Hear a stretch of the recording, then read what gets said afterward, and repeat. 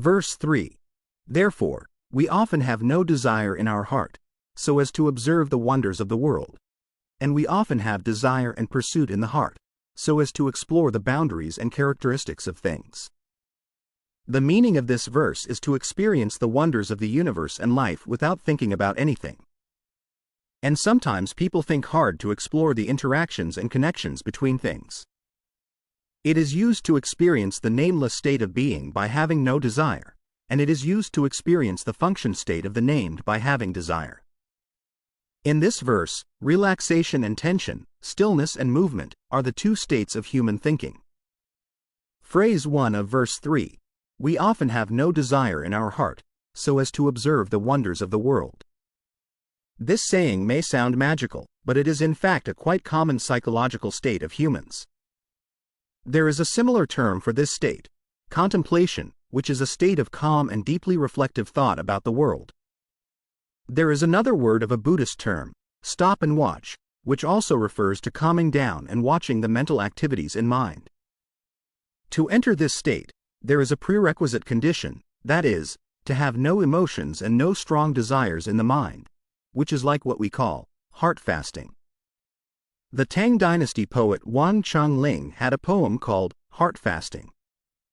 Soft radish vines cover the stone walls, and the water in the stream looks misty. Purple vines and yellow flowers grow side by side, cold dew is trickling. Drink the dew on the flowers in the morning, lie down at night and enjoy the breeze under the pine trees. The clouds descend and rain down to become water, and the brilliant color of the clouds directly enters my heart. The sun and moon cleanse my spirit and soul, and the sky is boundless and solitary. This poem describes the author's state of mind of being one with nature, that is, to let go of all the worries in the world and achieve a state of freedom and calm. People generally have a lot of fun things to do in their childhood. We may have all had the experience of watching ants moving home or ants foraging when we were children. A child could squat beside the ant nest for a long time, watching the ants rushing around, taking the food they have found back into the nest with their mouths. Sometimes there is a lengthy line of ants that seem to be moving home. We often squat there for a long time, thinking about nothing else, and do not interfere with the activities of ants, just quietly observe the wonderful world of ants. In fact, at that moment we are in a desireless state. Another fun thing to do as a child is to observe the night sky. The city is usually brightly illuminated at night, and the light of the stars in the sky is mostly covered up by the city light, and only some brighter stars can be seen. But the situation in the countryside will be different. It is pitch black all around, and the starlight in the sky becomes much brighter.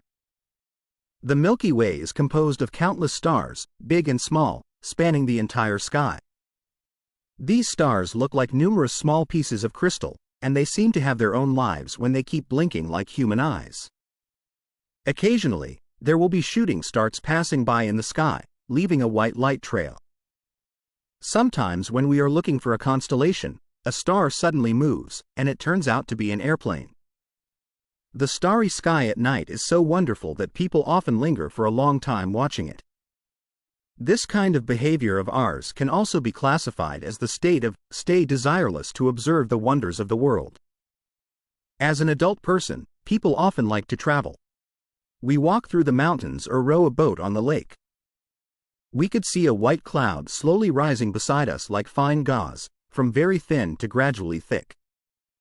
We can see the boundless forests are green and lush, all kinds of trees are laid out in various levels, countless birds are flying in the woods, and their singing is clear and euphemistic.